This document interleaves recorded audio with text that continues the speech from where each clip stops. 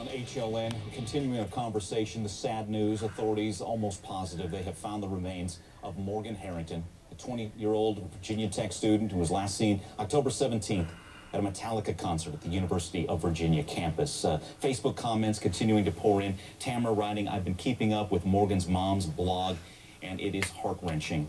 You know, we had a chance to talk with Morgan's mom and dad, especially early on in the investigation, as we were trying to do what we could to keep the story alive, keep the search going. And Jill Harrington, this was 3 days after Morgan went missing, just talked as from the heart of a mom. She just did not want to go there, let herself go to that worst place. Let's listen.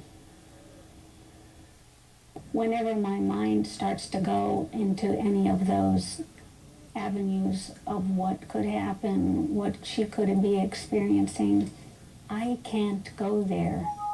I rein my mind in because I don't want to go there. I want to be positive. I want my whole child to come back to me. And we know she's forced to go there now. Yes, it's closure, but it's the worst news possible. Just to speak of the love that this family shares, they had a numbering system, somewhat to talk about. It was 241, too much love for one family.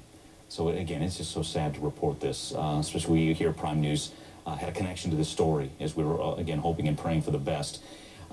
Katie Beck is with us, reporter, WTVR. Katie, any new details about the last time Morgan was seen alive, again, October 17th at that Metallica concert?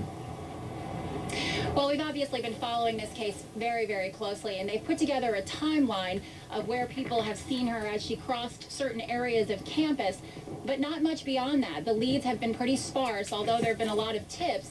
The leads have been pretty sparse in this case so far. So finding these remains is definitely a sign of optimism for investigators in terms of finding the perpetrator or perpetrators in this case. They need evidence. They say at this point they have a lot more questions than they do answers, and they are going to be looking for answers over the next several days and weeks, obviously, as these new details have just come forward. Another detail I wanted to mention was that we spoke to that farm owner. David Bass is his name. He's the one who found the remains today. And just to give you an idea of how fresh in people's mind Morgan Harrington's name was, he said when he looked down and saw that human skull on the ground, his first thought was of Morgan. He said obviously he couldn't identify a gender, that it was badly decomposed, but that as someone who lives in this community and has heard her name so many times, obviously with the proximity to the university, his first thought was, could this body be Morgan Harrington?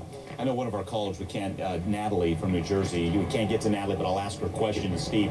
Steve, how will investigators, how simple will it be or difficult will it be to know how long that body's been there?